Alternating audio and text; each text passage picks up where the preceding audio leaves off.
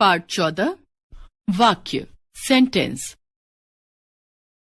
बच्चों, आप जान चुके हैं कि विभिन्न ध्वनियों के मेल से शब्द बनते हैं तथा शब्दों का हम वाक्यों में प्रयोग करते हैं। वाक्यों का प्रयोग हम आपस की बातचीत में करते हैं, जैसे मेरा नाम राहुल है और तुम्हारा नाम क्या है? मैं स्मिता हूं। तुम कौन सी कक्षा में पढ़ते हो? मैं 5वीं कक्षा में पढ़ता हूं। इस बातचीत से आप समझ गए होंगे, हम शब्दों का प्रयोग वाक्यों में करते हैं। वाक्य में प्रयुक्त शब्दों को शब्द नहीं, पद कहते हैं। इस तरह वाक्य की रचना विभिन्न पदों से होती है। सामान्यतः एक वाक्य में 2 अंश होते हैं। एक अंश वह जिसके बारे में वाक्य में कुछ कहा जाता है और दूसरा अंश जो कुछ कहा जाता है वह होता है। वाक्य में कर्ता और क्रिया दोनों की जरूरत होती है। इसी आधार पर वाक्य के 2 अंग होते हैं।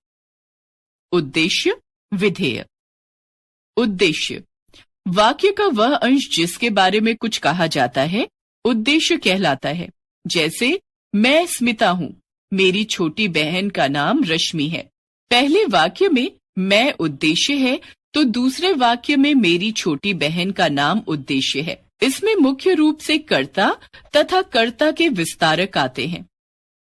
विधेय वाक्य में उद्देश्य के बारे में जो कुछ कहा जाता है वह विधेय कहलाता है।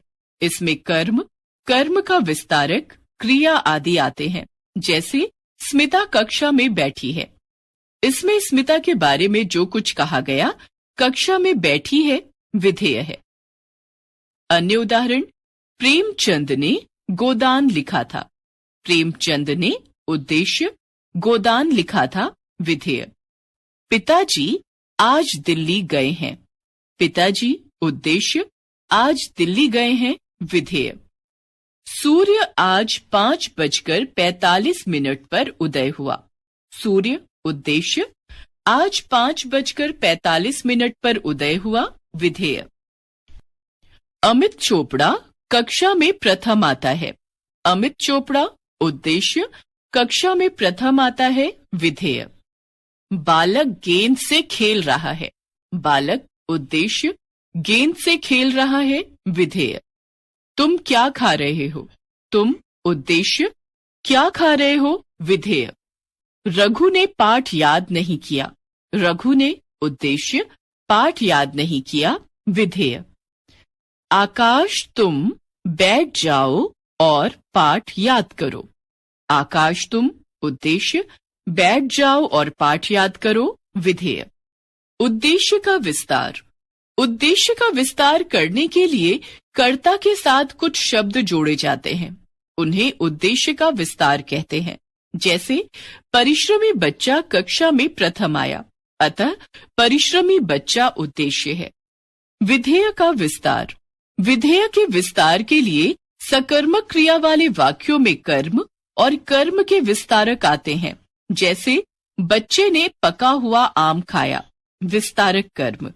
इसके अलावा क्रिया विशेषण भी विधेय का विस्तार करते हैं। जैसे मीरा आज रात को ट्रेन से दिल्ली जाएगी। आज रात को क्रिया विशेषण, क्रिया का विस्तारक। वे विधेय के विस्तार हैं, अर्थात विधेय का ही हिस्सा है। जैसे मोहन पाठ ध्यानपूर्वक सुनता है। इसमें ध्यानपूर्वक शब्द विधेय का ही हिस्सा है। एक बार फिर से, वाक्य की रचना विभिन्न पदों से होती है। वाक्य के 2 अंग होते हैं, उद्देश्य, विधेय। उद्देश्य वह है जिसके बारे में कुछ कहा जाता है। उद्देश्य के बारे में जो कुछ कहा जाए विधेय कहलाता है। उद्देश्य तथा विधेय के अर्थ में विशेषता लाने वाले शब्दों को क्रमशः उद्देश्य का विस्तार तथा विधेय का विस्तार कहा जाता है।